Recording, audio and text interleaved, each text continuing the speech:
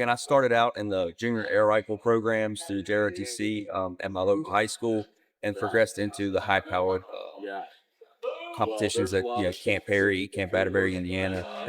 As I shot with the United States Army Marksmanship.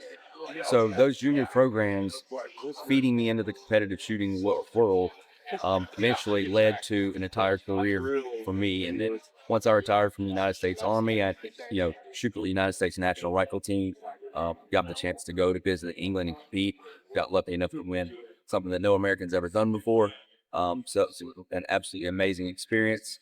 It just goes to show you that supporting these junior programs and bringing these kids into the competitive shooting arena can lead to a lifelong passion. And